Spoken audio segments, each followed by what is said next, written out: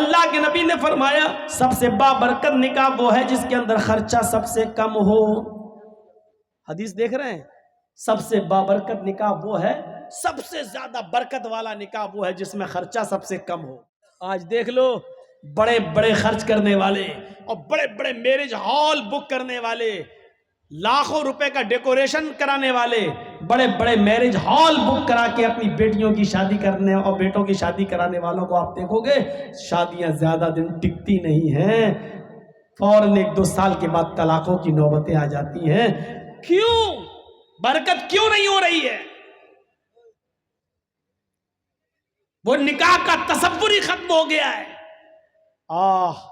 اللہ کے نبی کے زمانے کا نکاح دیکھیے آپ، آپ تصور کریں گے ایسا نکاح؟ ایک عورت آئی اور اللہ کے نبی کے پاس آ کر بیٹھ گئی. اس کے نہ باپ تھے، نہ بھائی تھا، کوئی نہیں تھا، چچا کوئی نہیں تھا. اب وہ چاہتی تھی کہ میں اللہ کے رسول کی بیوی بن جاؤں، میرا نکاح اللہ کے رسول کے ساتھ ہو جائے. وہ آئی، اللہ کے رسول چند صحابہ کے ساتھ بیٹھے ہوئے تھے. تصور کیجئے آپ، دیکھیے ادھر. اللہ کے نبی کے پاس آئی اور بیٹھ گئی. اللہ کے نبی نے کہا کیوں، تم کیسے آئی ہو؟ تو کہتی ہے انی احب لک، اے اللہ کے رسول میں اپنے آپ کو ہبہ کر رہی ہوں، یعنی میں آپ کے ساتھ نکاح کرنا چاہتی ہوں. اللہ کے نبی خاموش رہے. اس نے دوبارہ کہا، آپ پھر خاموش رہے. اس نے تیسری بار کہا اللہ کے رسول میں آپ سے شادی کے لیے آئی ہوں، نکاح کرنا چاہتی ہوں. تو صحابی بیٹھے ہوئے تھے بغل میں، کہتے ہیں اللہ کے رسول یہ عورت 3 بار کہہ چکی میں آپ سے نکاح کرنا چاہتی ہوں، آپ کچھ بول ہی نہیں رہے. ارے کرنا ہو تو کریے، نہیں کرنا ہو تو جواب دے دیجئے. آپ نے کہا کہ نہیں میں تو نہیں کر سکتا، میری کافی ہے، اب مجھے ضرورت نہیں ہے کسی اور بیوی کی، اب میں شادی نہیں کر سکتا.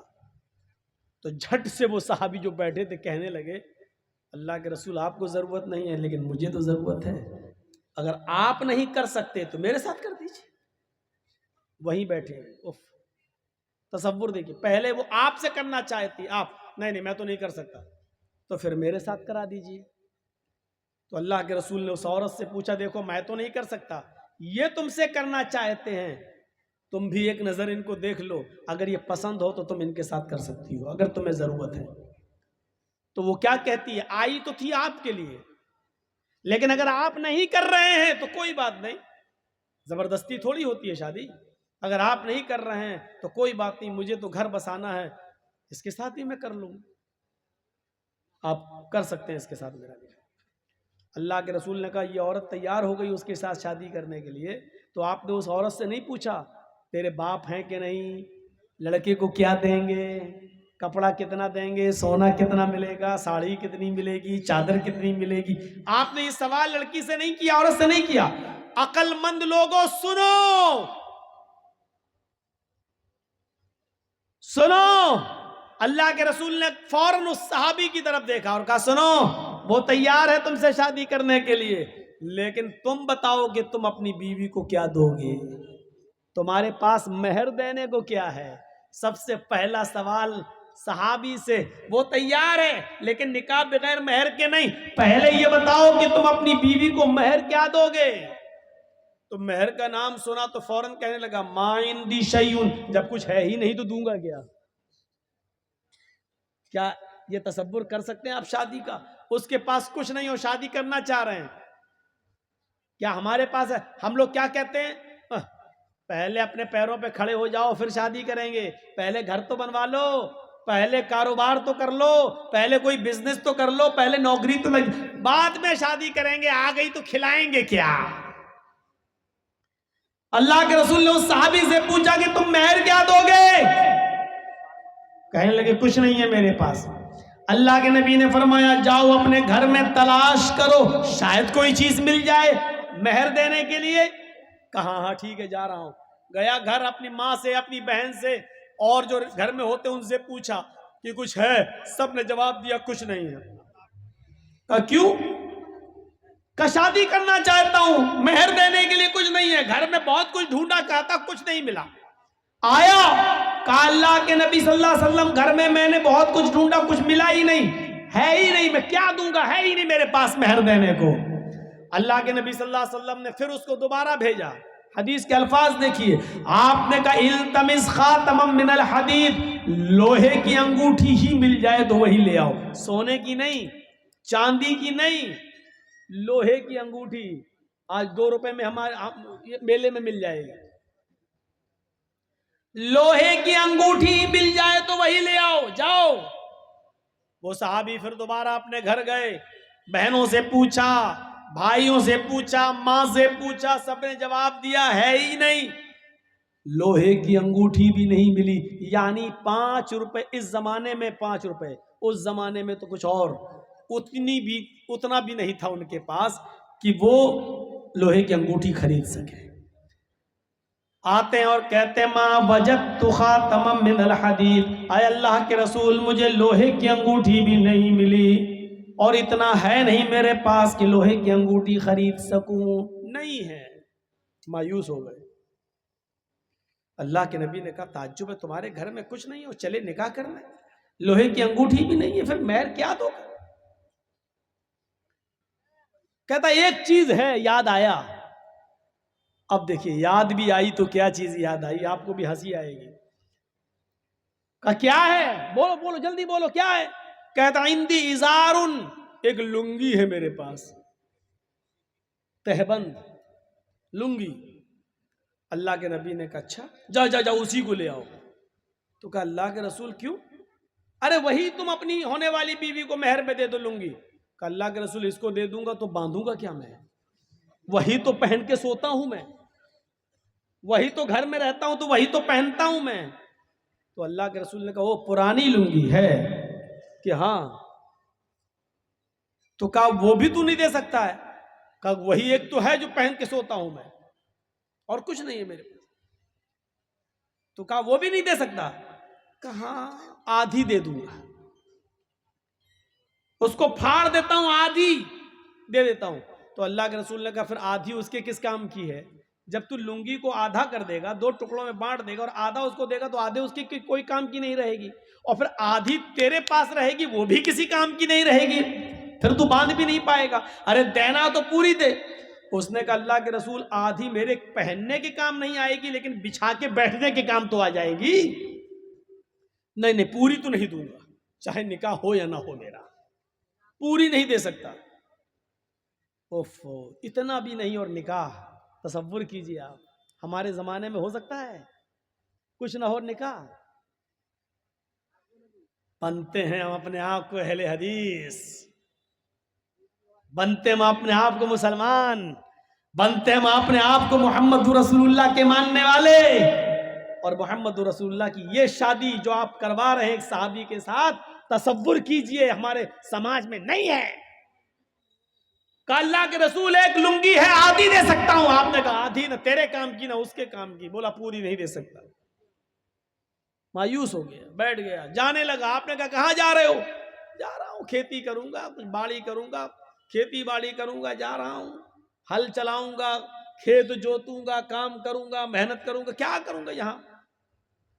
بڑے مشکل سے سوچا تھا کہ آئی ہے پریشان، اس سے شادی ہو جائے گی، جب مہر میں اٹک گیا میں تو۔ آپ نے کہا ادھر آؤ، اگر تیرے لیے محمد رسول اللہ کی شریعت نے بھی کوئی راستہ نہ نکالا تو کون راستہ نکالے گا؟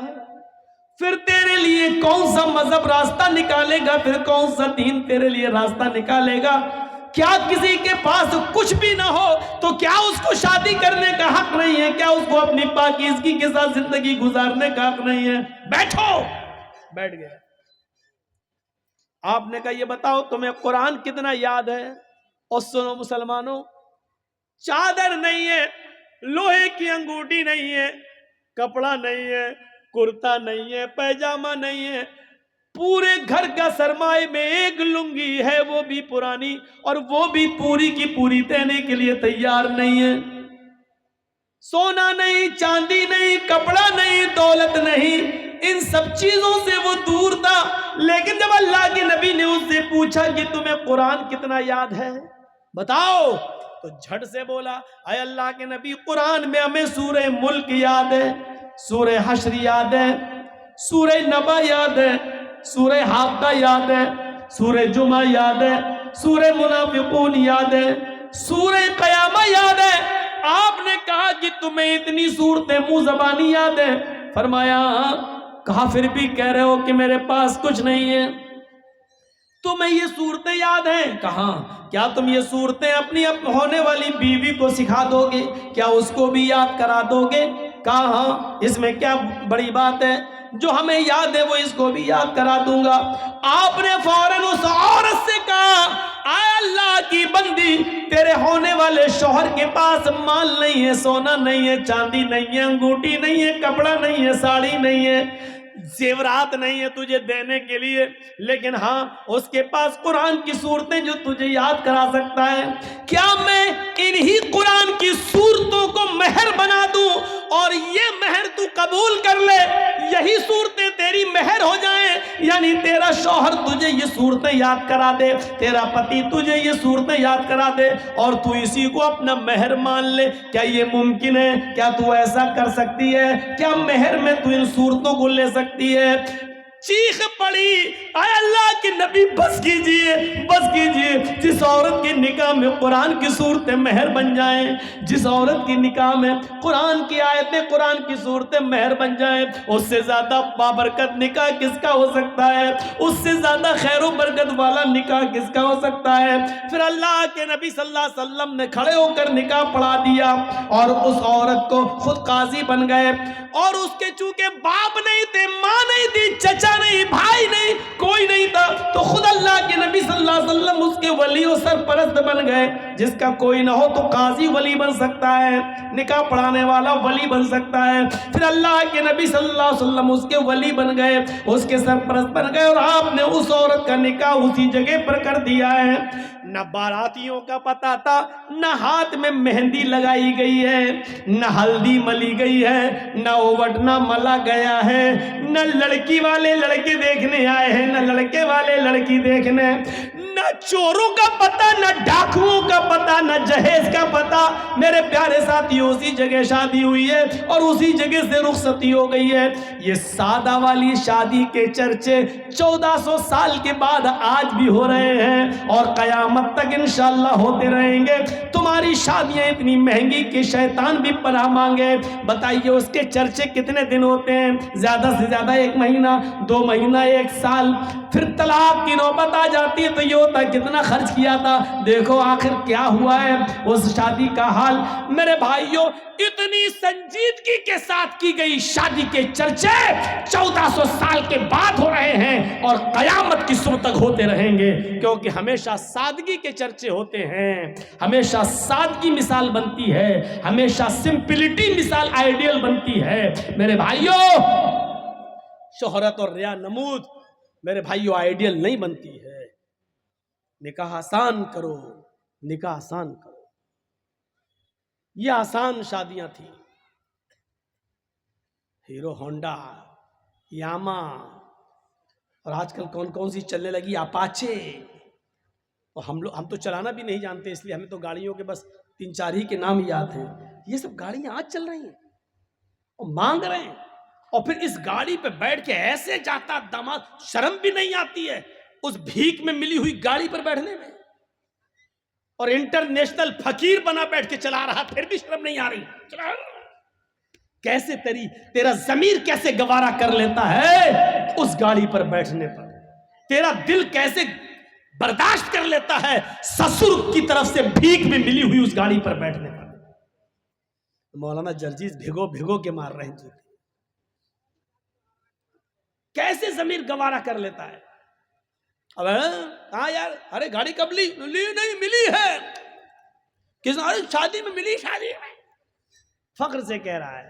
ابے یہ بول بھیک میں ملی ہے، یہ کیوں کہتا ہے شادی میں ملی ہے، یہ کیوں کہتا ہے جہیز میں ملی ہے، یہ کیوں نہیں بولتا ہے مجھے میرے سسر نے انٹرنیشنل بھکاری سمجھ کے بھیک میں دی ہے؟ صحیح جملہ یہ ہے، یہ بولنا چاہیے تھا. سچ بولنے میں شرم آتی ہے، سچائی کڑوی ہوتی ہے نا. یہ بولو، سب سے زیادہ سٹیک جملہ یہی ہے. آپ ہنسیے مت، کتنے مولوی بھی اسی میں ننگے ہیں. ہم جیسے بہت سے مولوی بھی اسی فہرست میں آتے ہیں، وہ بھی موٹر سائیکل مانگتے ہیں. ہم انٹرنیشنل فقیر سب کو بول رہے ہیں، جس نے مانگی ہے اور جس کو ملی اس کو بول رہے ہیں، سب تحفے میں ملی۔ کیا نام دیا جاتا ہے شادی میں؟ لڑکی کے باپ نے لڑکے کو تحفے میں دی ہے۔ بس صاحب، تو پھر پولیس والوں کو ہم جو 100-200 روپے دے دیتے ہیں ٹرک آگے بڑھانے کے لیے، پھر اس کو رشوت کیوں کہتے ہو؟ اس کو بھی کہو کہ پولیس کو ہم نے تحفہ دیا ہے اور ہمارا ٹرک چھوڑ دیا ہے۔ پھر نام بدل دینے سے میں نے پہلے کا حیثیت نہیں بدل جاتی ہے۔ بھیک کا نام تحفہ رکھ دو تو وہ بھیک ہی رہے گی، تحفہ نہیں ہو جائے گا۔ رشوت کا نام تحفہ رکھ دو، رشوت ہی رہے گی، تحفہ نہیں ہو جائے گا۔ شراب کا نام دوا رکھ دینے سے دوا نہیں ہو جائے گی، وہ شراب ہی رہے گی۔ یاد رکھیے گا، حیثیتیں نہیں بدلتی ہیں، حیثیتیں ہیں۔ ہمیں اس بات کو سوچنا پڑے گا، اس بات پر غور کرنا پڑے گا۔ اس لیے پھر کہتا ہوں میرے بھائیوں، شادیوں کے اندر آسانیاں پیدا کرو، آسانیاں۔ یہ سماج کے سدھارنے کے لیے بہت ضروری ہے، ورنہ دیکھ لو جہیز کی وجہ سے کتنی لڑکیاں ماری گئیں، کتنی لڑکیاں بیچی گئیں، کتنی لڑکیاں نیلام ہوئی۔ میں اس طرف نہیں جانا چاہتا ہوں، اس طرف جائیں گے تو رات بیتے گی اور اس کے علاوہ کچھ نہیں۔ میرے پیارے ساتھیوں، آپ ان پرانی داستانوں کو بھی پڑھیے، ان داستانوں کو بھی پڑھیے، ان داستانوں کو بھی پڑھیے اور سنیے۔ تو اب آئیے تیسری آیت کی طرف۔ 2 آیتیں میں نے پڑھی، پہلی وَلَقَدْ كَرَّمْنَا بَنِي آدَم، اور دوسری یا ایھا الناس اِنَّا خَلَقْنَاكُم مِّن ذَكَرٍ وَأُنثىٰ۔ ہم نے ساری انسانیت کو ایک ہی ماں ایک ہی باپ سے پیدا کیا، ایک ہی مرد سے ایک ہی عورت سے پیدا کیا۔ تمہارا باپ ایک ہے، تمہاری ماں ایک ہے، کوئی چھوٹا نہیں ہے، کوئی بڑا نہیں ہے۔ کلکم من آدم وآدم من تراب، تم سب آدم کی بیٹے اور آدم مٹی سے بنے تھے، تم سب مٹی کی اولاد ہو، مٹی کے ہو۔ غور کیجئے، اس جملے نے سب کو کھدیڑ کر رکھ دیا ہے۔ تم بادشاہ ہو پھر بھی مٹی سے، ہم فقیر ہیں پھر بھی مٹی سے، ہماری اور تمہاری پیدائش میں فرق نہیں ہے۔ تم بھی مٹی سے بنے ہو، ہم بھی مٹی سے۔ تم بادشاہ ہو، ہم فقیر ہیں، لیکن تمہارا باپ بھی آدم اور ہمارا باپ بھی آدم، تمہاری ماں بھی حوا اور ہماری ماں بھی حوا۔ اس جملے نے بادشاہ کو نیچے لا کر کھڑا کر دیا اور ایک غریب کو ہمت دی کہ ہم بھی بادشاہ کے مقابلے میں اس کے بھائی ہیں۔ میرے بھائیوں، فقیر کو، غریب کو بادشاہ کے مقابلے میں لانے والا اگر کوئی جملہ ہے تو یہی جملہ کلکم من آدم وآدم من تراب، تم سب آدم کے بیٹے، تم سب کلکم من آدم، تم سب آدم کی اولاد ہو، وآدم من تراب، اور آدم مٹی سے پیدا ہوئے تھے، لہذا تم سب مٹی سے پیدا ہوئے ہو۔ میرے بھائیوں، اس جملے نے فقیر کو بادشاہ کے صف میں لا کر کھڑا کر دیا اور بادشاہ کو بھی سوچنے پر مجبور کر دیا کہ میں فقیر سے افضل نہیں ہوں۔ اور یہی وجہ ہے کہ بادشاہ اپنے دربار میں اونچی کرسی پر بیٹھ سکتا ہے، مولوی جرجیس جلسے پہ آئے گا تو اسٹیج لگائے گا، اسٹیج پر بھی کرسی لگے گی، ہم اسٹیج پر کرسی پر بیٹھ سکتے ہیں، لیکن جب مسجد میں جائیں گے تو آپ کے صف میں ہی ہمیں بیٹھنا پڑے گا، نہ ہم بڑے ہوں گے نہ چھوٹے ہوں گے۔ اگر دیر سے گئے تو ہمیں پیچھے جگہ ملے گی۔ مولوی جرجیس کو یہ پاور نہیں ہے کہ آگے صف سے کسی آدمی کو ہٹا کر پیچھے کر دے اور خود آگے بیٹھ جائے۔ شریعت مولوی جرجیس کو اس بات کی اجازت نہیں دیتی ہے۔ اپنے اپنے گھروں میں تم بڑے بن سکتے ہو، بنو، میرے گھر میں آنا ہے تو برابر کی حیثیت سے آنا ہے۔ بادشاہ اور فقیر کو ایک ہی صف میں بیٹھنا ہے۔ اگر فقیر پہلے آیا ہے تو اگلی صف میں وہ بیٹھے گا، اور بادشاہ بعد میں آیا ہے تو پچھلی صف میں وہ رہے گا۔ بادشاہ کسی بھیک مانگنے والے بھکاری، کسی رکشہ چلانے والے محنت اور مزدور کو اگلی صف سے اٹھا کر پیچھے نہیں کر سکتا ہے۔ یہ پاور اللہ تعالیٰ نے ایک بادشاہ کو بھی نہیں دیا، سعودیہ کے حکمراں سلمان کو بھی نہیں دیا ہے۔ میرے بھائیوں، کہ وہ خانہ کعبہ میں آئے اور مسجد نبوی میں جائے تو اگلی صف میں بیٹھے ہوئے کسی غریب کو ہٹا کر وہ آگے آ جائے، اللہ تعالیٰ نے یہ حق سعودیہ کے بادشاہ تک کو نہیں دیا ہے، کیونکہ یہ اللہ کا گھر ہے، تمہارے باپ کا گھر نہیں ہے جہاں تم بڑے بن سکتے ہو۔ یہ اسٹیج نہیں ہے جہاں مولوی جرجیس کرسی پہ بیٹھ سکتا ہے، یہ میرا گھر ہے۔ میرے گھر میں آؤ گے تو برابر کی حیثیت سے آؤ گے، اور جب نماز پڑھو گے تو اپنے بغل سے کسی مزدور کو ہٹا نہیں سکتے۔ صاحب رکشہ چلانے والا میرے بغل میں، یہ ہٹ، چل تو ادھر جا، یہ بھائی ادھر آؤ، تم اچھا بزنس کرتے ہو، ادھر آؤ، چل بس تیرے کپڑے پرانے، بھگ ادھر چل، آپ نہیں ہٹا سکتے ہو، نہیں، تمہیں اسی کے بغل میں کھڑا ہونا ہے۔ اللہ اکبر کہے گا امام، اور تمہیں بھی اللہ اکبر کہہ کر ہاتھ باندھنا ہے۔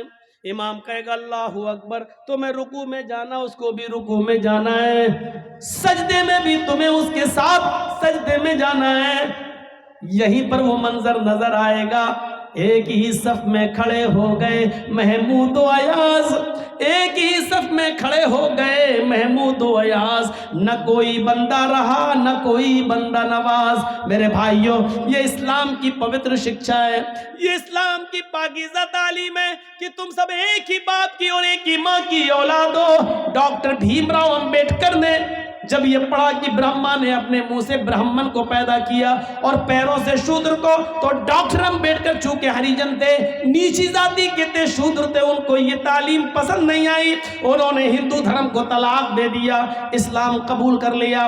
مہاتما گاندھی نے بہکا دیا، گاندھی جی بولے کہ کون سا اسلام، حنفی بنو گے کہ شافعی بنو گے کہ بریلوی بنو گے، شیعہ بنو گے، قادیانی بنو گے، چکلالوی بنو گے، مرزائی بنو گے، کیا بنو گے؟ 72 فرقے۔ ڈاکٹر امبیڈکر نے سوچا یہ تو بڑی لمبی داستان ہے، اب ان کو پڑھنا تو بڑا مشکل ہو جائے گا، اس لیے انہوں نے اسلام بھی چھوڑا، پھر بدھ دھرم قبول کر لیا اور بدھسٹ بن گئے۔ میرے بھائیوں ذرا غور کرو کہ ہندو دھرم کو لوگوں نے اسی لیے چھوڑا تھا، ڈاکٹر امبیڈکر نے اسی لیے چھوڑا تھا کیونکہ اس میں ذات پات ہے، اونچ نیچ ہے، لیکن یہاں کوئی اونچ نیچ نہیں دیکھی گئی ہے، یہاں اونچ نیچ کا کوئی تصور بھی نہیں پایا گیا۔ اس لیے ڈاکٹر امبیڈکر نے جب دیکھا کہ نماز ہوتی ہے، بادشاہ کے لیے بھی یہی اذان کا وقت ہے اور غریبوں کے لیے بھی یہی اذان کا وقت ہے، مؤذن کا کام ہے صرف اتنا کہہ دینا حی علی الصلاۃ، آؤ نماز کے لیے۔ یہی اذان امیر کے لیے بھی ہے، غریب کے لیے بھی ہے، یہی اذان بادشاہ کے لیے بھی ہے، یہی اذان فقیر کے لیے بھی ہے۔ فقیر یہ نہیں کہہ سکتا ہے ابھی بادشاہ نماز پڑھ رہا ہے، ہم بعد میں پڑھیں گے، اور بادشاہ یہ نہیں کہہ سکتا ہے کہ یہ غریبوں کے لیے اذان ہو رہی ہے، ہمارے لیے الگ سے اذان ہوگی۔ نہیں نہیں، اللہ کی عبادت کرنے میں سب برابر ہیں، تم بھی آؤ یہ بھی آئے، جس کے دل میں تقوی سب سے زیادہ ہوگا ہماری نظر میں معزز وہی ہوگا۔ میرے بھائیوں، حضرت بلال جو کالے کلوٹے تھے اور جن کو زمین پر پتھر بچھا دیا جاتا تھا، کنکریلی زمین پر جن کو لٹا دیا جاتا تھا، اور ان کی پیٹھ اس گرم زمین گرم کنکریوں کی وجہ سے پھلک پڑ جاتے تھے، اوپر سے سینے پر ان کا بھاری پتھر رکھ دیا جاتا تھا۔ ایک بار ان کو آگ کے انگاروں پہ لٹایا گیا، بہت دنوں کے بعد اللہ کے رسول کے اس دنیا سے گزر جانے کے بعد، حضرت ابو بکر کے اس دنیا سے گزر جانے کے بعد، جب عمر کا زمانہ آیا اور حضرت بلال کسی کنویں پہ نہا رہے ہیں، کسی کنویں پر بیٹھ کر نہا رہے ہیں، ان کی پیٹھ کا وہ حصہ نظر آ گیا جس حصے پر کافروں نے آگ کے انگارے بچھا کر ان کو لٹایا تھا۔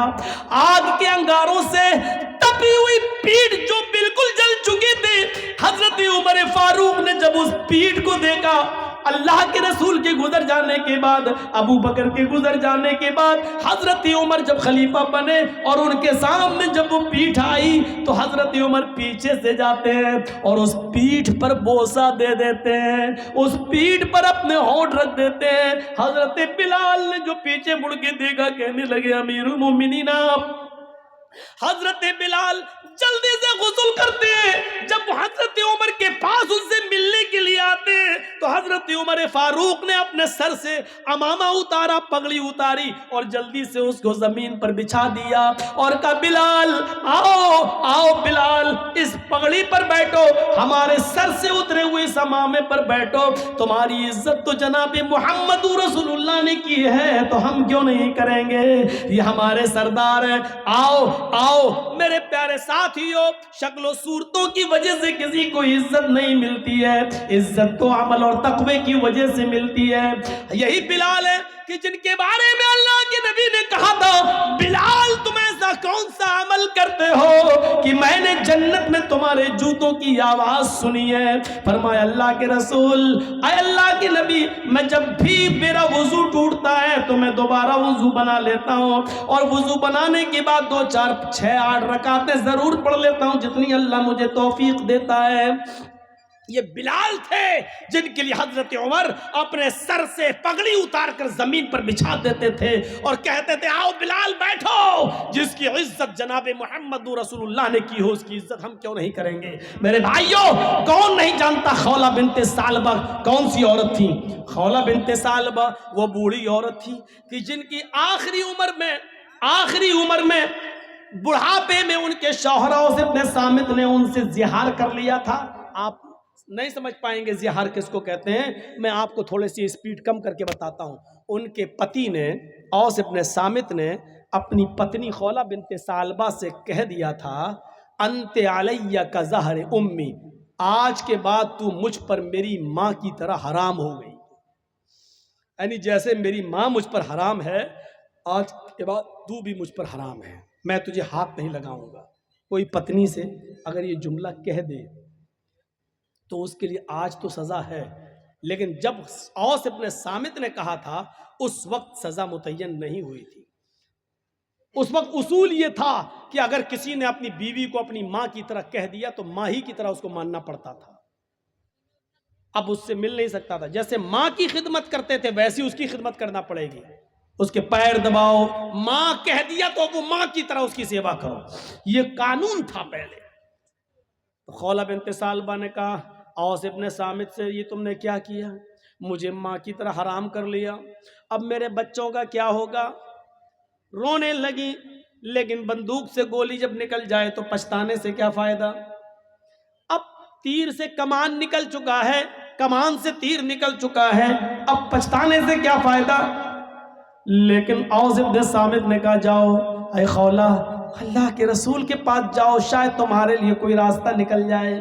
خولہ اللہ کے نبی کے گھر میں آتی ہیں، سنیے ذرا غور سے سنیے، خولہ اللہ کے رسول کے دروازے کو دستک دیتی ہیں، مسجد نبی سے لگا ہوا حجرہ اللہ کے نبی کا، اللہ کے نبی نے دروازہ کھولا، سامنے خولہ کھڑی ہے، اندر آؤ، اندر لے گئے، کیا ہوا پوری بات بتائی، اے اللہ کے نبی ہمارے لیے راستہ نکالیے، میرے شوہر نے مجھے اپنے اوپر اپنی ماں کی طرح حرام کر لیا۔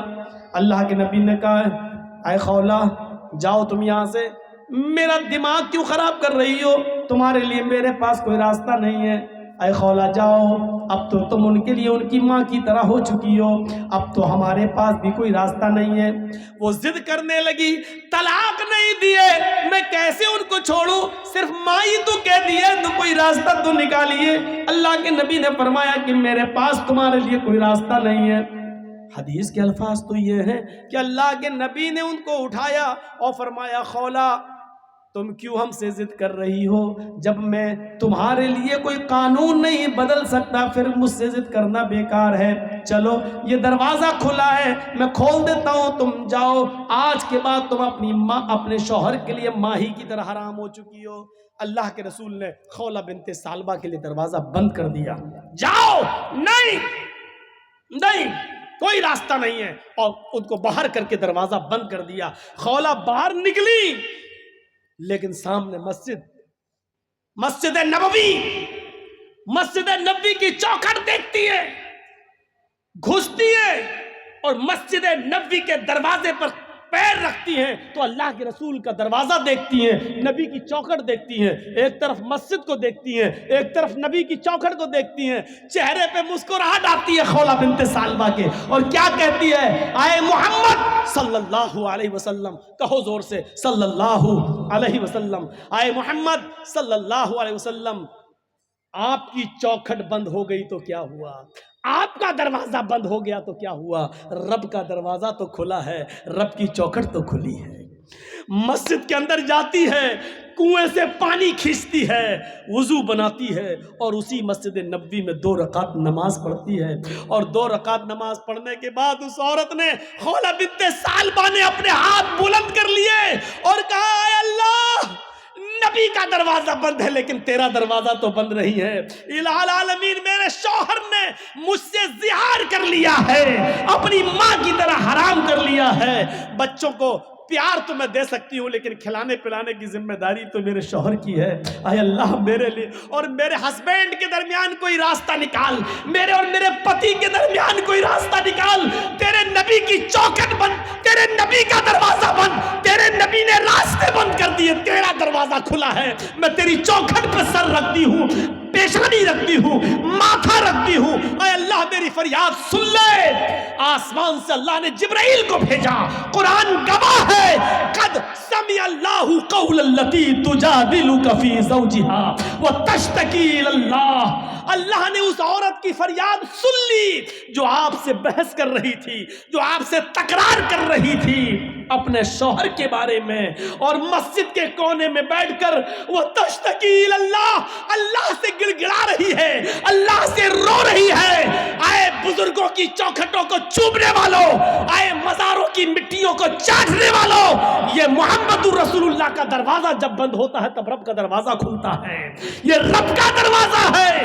اللہ کے رسول کا دروازہ زندگی میں بند تھا تو اس عورت نے کیا کہا, اے اللہ محمد کی چوکھٹ بند ہو گئی تو کیا ہوا, تیری چوکھٹ تو کھلی ہے, تیرا دروازہ تو کھلا ہے. جب سارے دروازے بند ہو جاتے ہیں تب اللہ کا دروازہ کھلتا ہے. میرے پیارے ساتھیوں, وہ عورت آئی, اللہ نے اس کی دعا سنی اور محمد رسول اللہ کے پاس پیغام بھیجا. جبرائیل آئے, کہا جاؤ اس عورت کو بلاؤ جو مسجد میں اللہ سے فریاد کر رہی ہے. اللہ نے اس کی دعا سن لی ہے اور قانون بدل دیا ہے. آج کے بعد اگر کوئی شخص اپنی بیوی کو اپنی ماں کی طرح حرام کہے گا تو اس کے لیے سزا متعین کر دی, لیکن راستہ نکال دیا. وہ ایک غلام آزاد کرے گا, ایک غلام آزاد کرے اور پھر بیوی بنا لے. جس کو ماں کہہ دیا, چل, بہت سے لوگ کہہ دیتے نا, چل بھگ, آج کے بعد تو میری اماں, چل نہیں جائیں گے. جو بول دیتے ہیں نا, یہ معمولی جملہ نہیں ہے, بہت خطرناک جملہ ہے. اللہ کے رسول کے لیے اللہ نے راستہ بنایا. اس عورت کے لیے کیا کہا, ایک غلام آزاد کرے اور بیوی بنا لے, اور غلام آزاد کرنے کی طاقت نہ ہو تو 60 روزے رکھے مسلسل, پے در پے, کنٹینیو, بیچ میں ایک بھی چھوٹنا نہیں چاہیے. بخار آ جائے, بیماری ہو جائے یا کوئی مجبوری ہو تو الگ بات ہے, لیکن بنا کسی بیماری کے اور بنا کسی مجبوری کے ایک بھی روزہ اگر بیچ میں چھوڑ دیا تو سب بیکار. مثلا 60 روزے رکھنا, 55 رکھ لیے, چلو 1-2 دن آرام کر لیتے, 5 ہی تو رہ گئے بعد میں پورے. جہاں ایک چھوڑا 55 بیکار. پھر ایک سے رکھو, شہرین متتابعین, کنٹینیو لگاتار آپ کو روزے رکھنا ہے 2 مہینے تک, 60 روزے مسلسل.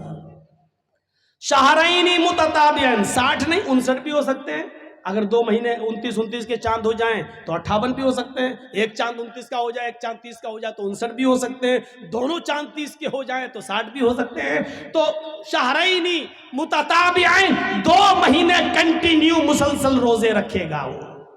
اور یہ بھی طاقت نہ ہو تو تیسرا راستہ, 60 مسکینوں کو کھانا کھلاؤ. چاہو تو ایک ہی دن بلا کر 60 کو کھلا دو. آج 60 کو کھلا دو گے تو آج ہی وہ تمہاری بیوی بن جائے گی. ایک ایک کر کے 60 دن کھلاؤ گے تو 60, جب تک 60 پورے کھا نہیں لیں گے تب تک وہ تمہاری بیوی نہیں بنے گی. یہ تمہاری سہولت کے اوپر ہے. چاہو تو ایک ایک کر کے 60 دن کھلاؤ, یا 60 فقیروں کو ایک دن بلا کے کھانا کھلاؤ, یا 10 کر کے 6 دن کھلا لو. یہ آپ کی سہولت کے اوپر. جب تک 60 مسکین پورے کھانا کھا نہیں لیں گے آپ اپنی بیوی سے بیوی کی طرح مل نہیں سکتے ہیں, وہ تمہاری بیوی بن جائے گی. یہ سزا متعین کر دی لیکن راستہ نکال دیا, پہلے تو راستہ نہیں تھا. تو خولہ بنت سالبہ کے کی دعا کو اللہ نے سن لیا. یہ آخری وقت میں خولہ بنت سالبہ کی کمر جھک گئی, کمر لاٹھی لے کے چل رہی تھی, اور ایک دن حضرت عمر گھوڑے پر بیٹھ کر جا رہے تھے. خولہ بنت سالبہ ایک پل پر لاٹھی ٹیک کر کھڑی تھی اور وہیں سے اشارہ کر رہی تھی, عمر رک. عمر رک گئے, ادھر آ.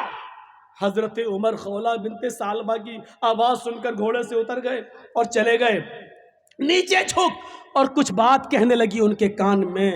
عمر فاروق کے ساتھ جو لوگ تھے ان کو بڑا غصہ آیا.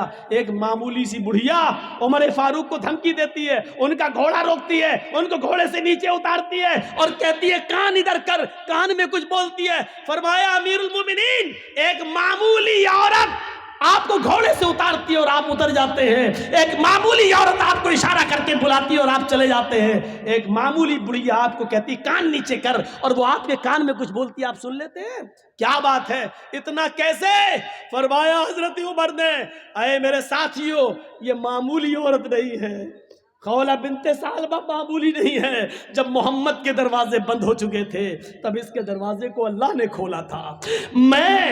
میری کیا مجال جو اس کی نہیں سنوں.